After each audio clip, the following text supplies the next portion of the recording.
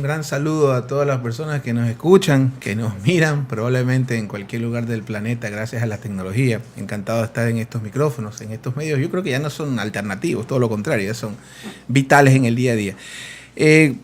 Bueno, hay un hecho que es innegable y que hay que repetirlo indudablemente, que es dos puntos de inflexión. Uno, octubre, sin duda, donde alguna vez lo dije en estos micrófonos, no creo que hubo ganadores sino sobrevivientes. Dos sobrevivientes, uno desde la gestión, el gobierno, que al final del camino siguen ahí, a pesar del 90% de rechazo de Moreno, que es un caso de estudio. Al contrario, yo creo que la comunicación o la gestión es extraordinaria porque los logran sostener. Y un sobreviviente, digamos, que es la novedad electoral, la CONAIE como opción, o los indígenas como opción o alternativa electoral, que es algo que antes no sucedía cuando ellos, digamos, regresaban a sus cuarteles en los páramos, digamos, después de las protestas, ¿no? Eso genera un campo de inflexión que de alguna forma altera total y absolutamente el escenario. Para mí, y esto es una apreciación con mucho respeto, el proyecto Nebot 2021, el proyecto Nebot 2021 se terminó el momento que se subió a la tarima a defender a Moreno. Creo que fue una postura y por lo menos si se terminó, no se terminó porque no tenga opciones. Yo creo que Nebot es quizás la más fuerte y la más formal de las opciones de la derecha, pero desde la óptica, porque si la lectura es sacamos a Jaime una vez que estemos seguros que ganamos en primera vuelta, eso no va a suceder jamás. Pero podrían pelearlo, pero en esto se necesita contundencia y no la veo o no la percibo. Y eso de alguna forma altera o configura el escenario. Entonces es una alternativa. Yo todavía no me atrevería a apostar hasta que Nebot sepamos qué va a suceder finalmente. Claro. Un lazo insistente, un lazo en los mismos parámetros, una campaña que a veces creo que es más en inglés o más digital, más para el público de Netflix, de las redes, que nunca supo capitalizar políticamente el resultado de las últimas elecciones. Una CONAIE como alguien cuando se encuentra una mina y no tiene idea qué es lo que tiene que hacer. Con todo respeto lo digo. O sea, ahí hay fuerza, pero desorden. Sí, no hay norte. Más que fuerza, yo creo que es un movimiento respetable y al menos yo reivindico las marchas sociales porque todos los grandes logros en la historia de la humanidad han sido producto de las protestas. No habría libertad de expresión, no se acaba la esclavitud, no había independencia, no había república si no hubiera la protesta social como tal. Porque una cosa es vandalismo y otra cosa es terrorismo. Yo creo que son dos cosas totalmente diferentes, las dos cosas penales. Pero percibo una CONAIE como una alternativa fuerte electoral, pero todavía proyectándose como un etnomovimiento, más que un movimiento político, digamos, nacional. Y esa proyección, se los pongo un ejemplo. Cuando usted ve la foto, toda la comunicación, siempre es Vargas, digamos que es el policía violento, e Isa, que creo que es un hombre muy formado. Me falta un mestizo en el medio, no sé, un hombre como usted en esa foto, ¿no? Un hombre como gente con ese perfil, ¿no? Entonces yo siento que el movimiento todavía tiene más una proyección étnica y el momento que se empiecen a proyectar como movimiento nacional, donde, insisto, la impronta no salga rota, el palo, etcétera, yo creo que son una alternativa muy fuerte a tomar en cuenta. Y obviamente un correísmo que sin duda tuvieron un director de campaña extraordinario que es el gobierno nacional, que se encargó 24/7 de cada día recordándonos y sentir una suerte de como miedo, nostalgia, ¿no? Y de que el pasado fue mejor. Y eso se refleja, no lo digo yo, en la gran mayoría de estudios de opinión. Ahora, esto puede generar alianzas, me decía un colega suyo, una alianza indígenas, correísmo. Yo creo que electoralmente sería muy eficiente, pero no sé si duraría hasta la posesión. Claro. No sé si de ganar en primera vuelta llegaría, no sé, lo veo bastante difícil. Pero bueno, eso con una derecha con un camino incierto, pero con cuadros a futuro. Creo que Otto es una apuesta interesante al mediano, largo plazo, tal vez un plazo de no menos de 5 o más de 10 años. Hoy lo veo muy difícil porque liderar o encabezar un gobierno con 90 rechazos, licenciado. O sea, 90 rechazos es algo ya. Maduro tiene 30 aceptación. O sea, ya es un tema, ya es no sé, no podría definirlo, esto es por una tesis doctoral, pero otro no deja de ser una alternativa e incluso lo veo... A menos que haya un desmarque en los últimos meses, ¿no? Ya es muy tarde. Yo lo veo difícil. Yo creo que la opción de Otto sería que haya una coalición de fuerzas, digamos.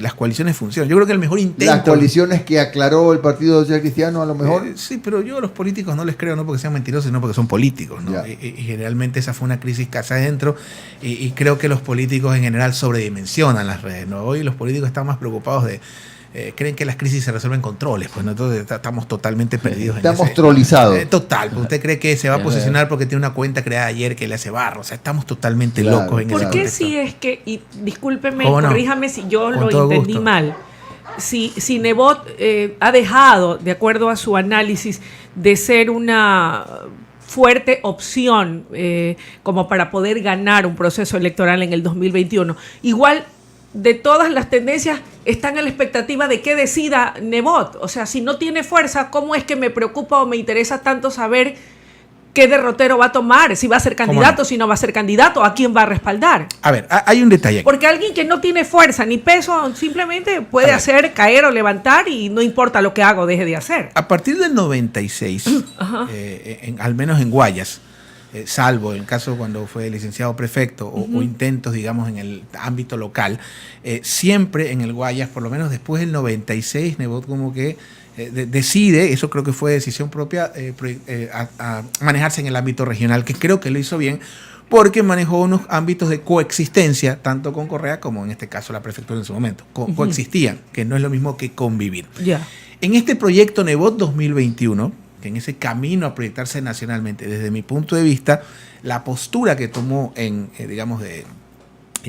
octubre, de prácticamente defender al gobierno, creo que eso de alguna forma minó ese impulso nacional que estaba tomando el proyecto Nebot. Eso no significa que no esté vigente, no significa que no tenga opciones, pero creo yo, y es una especulación, que la conjetura o la aspiración es ganar en primera vuelta, y eso, o esa era la aspiración, lo veo bastante difícil. O sea, y yo lo entiendo, un hombre de casi 80 años no se va a arriesgar a que le tiren huevos o machica, se me ocurre, a Penipe, ¿no es cierto? No lo merece, ¿no es cierto? Entonces, en ese contexto yo no veo todavía una contundencia y no veo que están haciendo algo para hacerlo. En otras palabras, no creo que haya candidatura. Pero eso no significa que el candidato social cristiano va a jugar y que finalmente Nebot va a ser el gran elector. Ya estoy viendo yo a los de la segunda vuelta haciendo fila para digamos, tomarse la foto. Como ahora, usted considera que vamos a ponernos en supuestos, ¿no? ¿Cómo no? En escenarios supuestos. Nebot no es candidato. ¿A quién le favorece eso? ¿A Lasso o a Correa? ¿O al candidato de Correa? A ver, yo creo que el correísmo, de alguna forma, el gobierno ha hecho un trabajo formidable. Y yo no soy enemigo del gobierno, le aclaro, licenciado Jairala, y a los radioyentes y el gobierno del panel, pero ha hecho un trabajo formidable. Le saca a los dirigentes encadenados, eso no veíamos hace mucho tiempo. Le regalan la bandera de la libertad de expresión, por Dios, si era una de las banderas más importantes digamos, del anticorreísmo, del liberalismo, era la libertad de expresión, usted saca a los correístas llorando porque le cierran Radio Universal. O sea, hasta a esas banderas le regala el gobierno. Entonces creo que el gobierno ha hecho un trabajo sistemático, picapedrero del día a día, para encargarse casi, desde mi punto de vista, en octubre ganaban en primera vuelta. Lo que le han puesto es competencia con los indígenas, porque finalmente es un... Entonces, la factura de un gobierno tan impopular, y yo estoy hablando de la comunicación, o sea, tal vez en la gestión puede que me equivoque, pero al menos es impopular en ese sentido. Es tan alto el rechazo al gobierno que alguien debe de pagar esa factura. Y finalmente los socios descorreizadores, digamos, del gobierno son los que de alguna forma podrían pagar esa factura. Usted está viendo que ya hasta Lasso ya finalmente... Pero hasta los anticorreístas sí están contentos con el gobierno. Sin duda. O sea, no es que todo el mundo no sin duda, pero hay un rechazo, digamos, de 90% que tiene el gobierno nacional, y generalmente hay una suerte de coexistencia. Le pongo un ejemplo. Plazas como Guayaquil, había gente que rechazaba y criticaba a Nebot, pero votaba por él. El micrófono está cerrado. La pregunta de JJ fue: ¿a quién beneficiaría eventualmente la no participación de Nebot? Yo creo que beneficiaría, en este caso, a la izquierda más que al correísmo, porque al no haber una tendencia sólida o una candidatura tan fuerte, salvo que, insisto, se fabrica una coalición, pero yo no veo a Nebot apoyando a Lasso, no lo veo a Lasso apoyando a Nebot, tal vez al vicepresidente.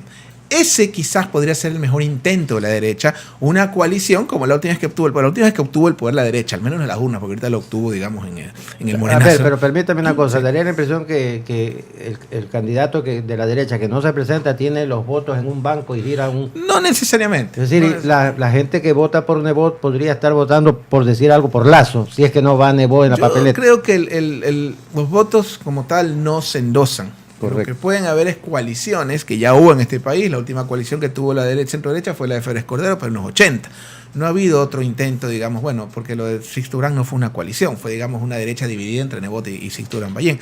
Pero en todo caso, pensaría que la mejor opción que podría tener en este caso esa tendencia hoy, porque las encuestas son una foto de hoy, eso puede variar total y absolutamente, puede haber otro octubre y fin de la historia. Aunque yo con este distanciamiento que ha tenido el Partido Social Cristiano con el gobierno, ya veo muy difícil que puedan venirse a plantar el gobierno a San Borondón otra vez si es que no tienen el respaldo de Nebot. Yo no quiero referirme a ese caso puntual, pero yo en política he visto volar vacas.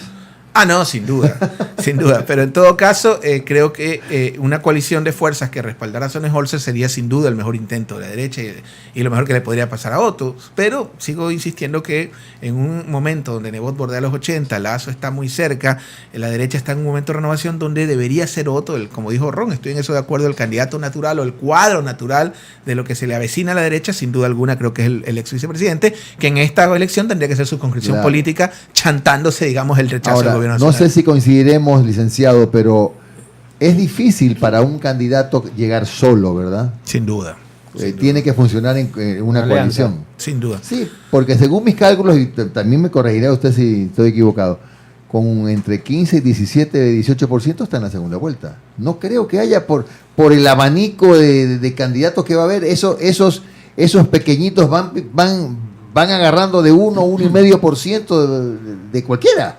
Por eso digo yo no creo, puede pasar lo que pasó con Álvaro Noboa, me parece, y no me acuerdo con quién pasó la segunda vuelta con poco más de 15 puntos. Mire, usted me acaba de nombrar un fenómeno de la comunicación política que no tiene explicación, porque a veces el tema no es la encuesta. Usted con una encuesta, yo creo que el 99% las lee, pero solo el 1% lo sabe interpretar en la opinión pública. Con Álvaro Noboa pasa algo súper curioso, ¿ya? En casi todos los estudios de opinión que he podido ver, en una primera vuelta queda cuarto, de quinto para abajo. En una segunda vuelta hipotética le gana a todos.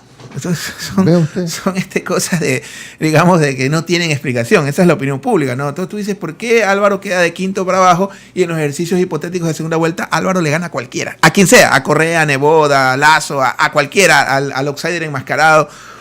Son razones ¿No será por el rechazo a los partidos políticos tradicionales, que a lo mejor está fortalecido después de lo que ocurrió en octubre? Es que la sociedad finalmente a veces actúa como una persona. Tal vez en esta no, probablemente en la siguiente, pero eso de alguna forma terminan siendo una serie de variables y de especulación. Finalmente, el bolsillo, digamos, es el mejor termómetro, como diría, el órgano más sensible del ser humano, decía el general Perón, es el bolsillo.